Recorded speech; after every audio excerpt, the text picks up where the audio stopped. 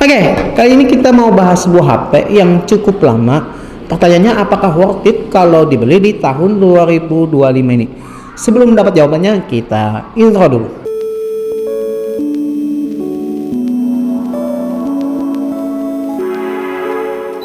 Sebelumnya kita mau bahas Samsung A54 yang keluaran tahun 2023, tapi aku lihat cek di marketplace itu masih ada yang jual yang baru. Nah, kita kupas aja ya di sini apakah worth it dan tidak worth it kalau dibeli di tahun 2025 ini. Sebelumnya ya, aku beri disclaimer lagi bahwa pertanyaannya di sini aku nggak pegang HP-nya. Kemarin cuman pinjam sebentar doang untuk cari informasi dan untuk ngambil biro. Maaf kebelebet, kupastikan video ini akan cukup padat dan poin-poin penting aja yang bisa ku bahas di video ini. Jadi kemungkinan tidak keseluruhan ya ku bahas. Oke, langsung kita bahas satu per satu. Sebelumnya kita bahas dulu ya. Pertama-tama untuk masalah desain. Untuk masalah desainnya aku jujur kalau di tahun 2025 ini menganut Samsung A54 ya, itu cukup normal, bukan berarti tidak bagus. Sebagai catatannya, sudah memakai berbahan kaca, tapi frame-nya itu kalau nggak salah, kalian bisa cek aja ya di tag review template, masih plastik. Tapi untuk kasta HP menengah udah cukup premium. Ditambah lagi sudah memakai desain yang bahasa kekinian, dalam artian sini udah menganut sistem yang modern, dipakai DNA Samsung, terutama Samsung A55 itu sama dengan A54 dan kemungkinan seterusnya. Tapi kayaknya di Samsung A56 ya ada perbedaan ya, kayaknya cukup menarik, kita nanti aja Samsung A56 finish. Jadi untuk masalah frame-nya itu kayaknya masih plastik, dan satu lagi bezel yang di bawahnya itu kurang banget simetris dengan bezel samping kiri, kanan, dan atasnya.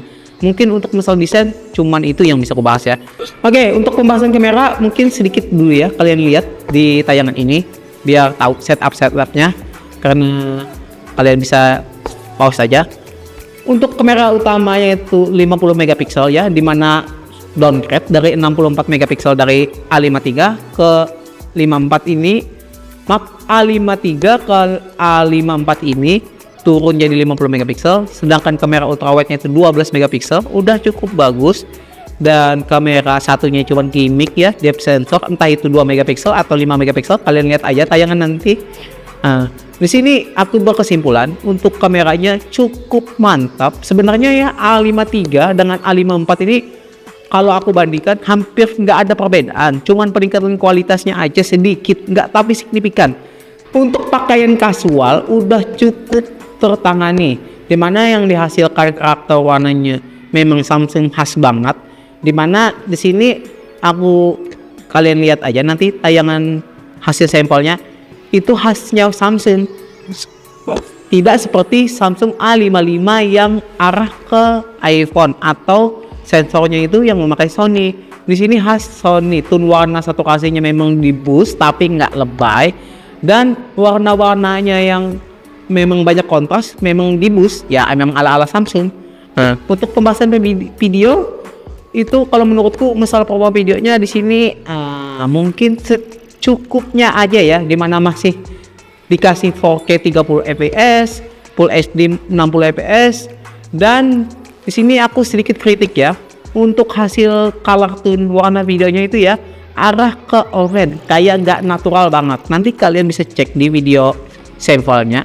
Di situ aku berasa kurang untuk hasil warna videonya ya.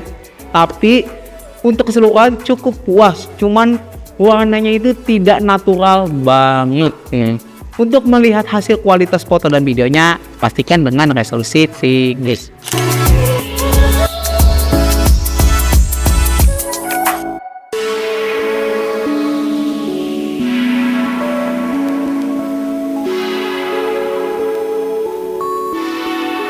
Dari rekaman Samsung A54, autofocusnya gimana? Jalan.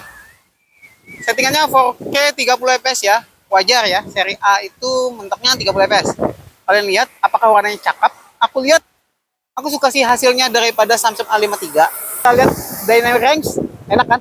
yang di sana itu mataharinya masih kelihatan, langitnya cerah dan sebagainya. Oke, kita ambil sampel kamera depan.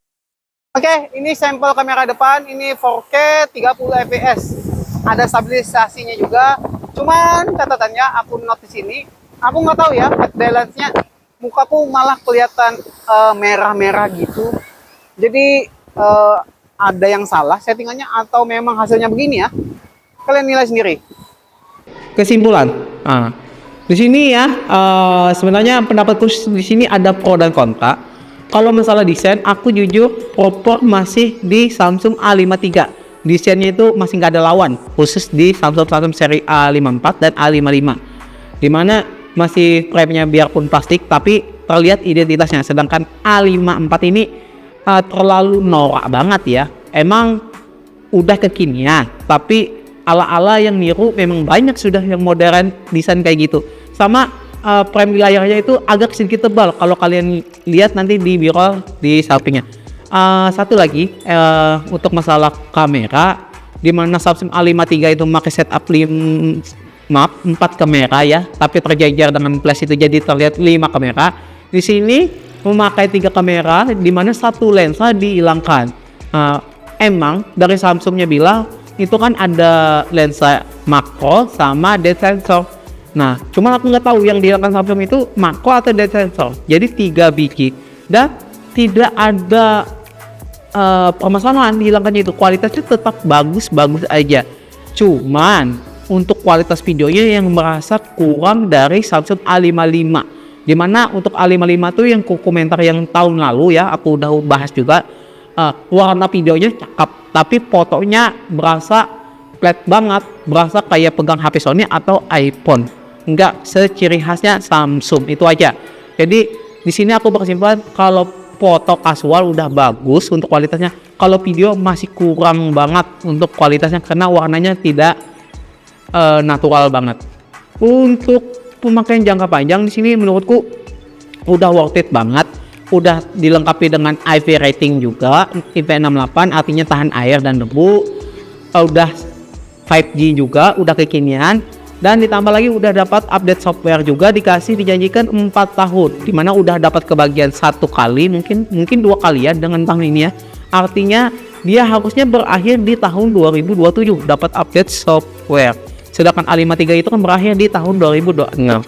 Nah, dimana aftersale-nya juga Samsung itu terdengar bagus juga ya. Aku selama ini nggak ada banyak kompromi, cuman di produknya aja yang banyak kompromi ya, terutama isu AMOLED yang karena dipakai dia itu AMOLED. Dan aku juga nggak nyinggung untuk sektor desainnya juga, di layarnya panelnya itu sudah memakai 120 Hz AMOLED untuk sektor layarnya di Samsung A54 ini. Nah, jadi satu lagi catatannya, kalau kalian mau beli di Samsung A54 di tahun 2025 ini, karena mungkin kalian buka lagi videoku yang pembahasannya barang repack ya. Nah, kalian sudah banyak kujelaskan di situ ya. Mungkin ku taruh juga nanti linknya di bawah ini. Hati-hati kalau produk lama itu biasanya barang repack. Takutnya yang garansinya itu sudah kepakai, bahkan sudah deadline. Jadi susah mengklaimnya. Ditambah lagi ya, kalau barang repack ini kadang kala sellernya ada yang bagus, kadang kala sellernya yang memang kurang bagus. Nah, jadi aku berkesimpulan bahwa masih tidak rekomendasi untuk Samsung A54 ini kalau dibeli di tahun 2025 ini. Mending kalian kalau seandainya pakai langsung A53 stay aja, atau kalau mau upgrade dari Samsung A53 mending lanjut ke Samsung A55, atau lebih bagusnya lagi nunggu Samsung A56 baru launching. Tahan dulu uangnya kalau mau upgrade. Mungkin segitu aja ya informasi yang bisa aku sampaikan ya kali ini ya. Semoga bermanfaat. Di belakang ada Bokoemin. Saya Donya Melan, izin pamit undur diri. Kalau ada saran dan komentar silahkan tulis di bawah ini. Dan salam.